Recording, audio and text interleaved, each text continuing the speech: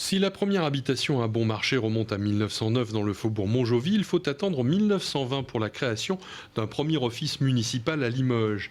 Innovante, la ville lance des programmes d'habitation à loyer modéré comme les pavillons de Beaublanc, les Coutures ou bien encore la cité Ernest Rubin en 1936. Viennent ensuite les grands ensembles de la Batide puis du Val-de-Laurence. Après quasiment un siècle de fonctionnement municipal, l'organisation va changer à Limoges Habitat. Avec la loi Allure de 2014, la loi dit que les offices HLM qui dépendaient des communes à cette date doivent passer au 1er janvier sous la gouvernance des EPCI.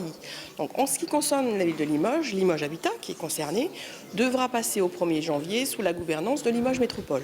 L'actuelle présidente de l'office s'inquiète pour le suivi des projets, le personnel et la gouvernance de la structure. Comment voulez-vous qu'un maire d'une autre commune que la commune de Limoges puisse gouverner un office tel que Limoges Habitat, qui a 13 000 logements, et dont 99% du parc se situe sur la ville. Le maire d'une petite commune aujourd'hui n'a pas forcément connaissance du marché de l'immobilier sur le logement social qui est sur la ville de Limoges. Nous sommes aujourd'hui à 2 mois de cette échéance. Limoges Métropole n'arrête pas de nous raconter que effectivement ça passe sous sa compétence, sauf qu'on a un CA, un conseil d'administration qui aujourd'hui n'a aucune information.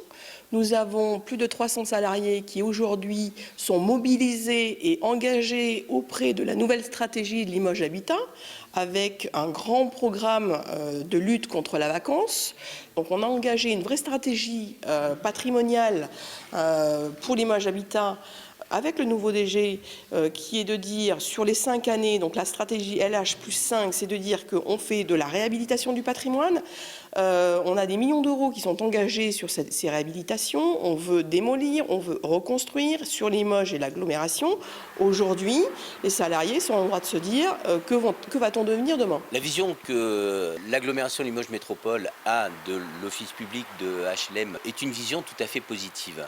Nous estimons que le travail qui est fait par Catherine Moguin-Sicard depuis qu'elle est présidente est de bonne facture et que le directeur général a travaillé sur un plan pluriannuel d'investissement qui paraît tout à fait cohérent. Donc nous souhaitons continuer à accompagner cet établissement public sur la voie qu'il s'est tracée parce qu'il est en phase avec notre projet, notre programme par rapport au territoire de l'agglo. Il n'y aura aucun bouleversement parce que le travail qui était fait aujourd'hui est de bonne facture et parce que les projets sont des bons projets. Le changement d'organisation devra être en place au 1er janvier 2017.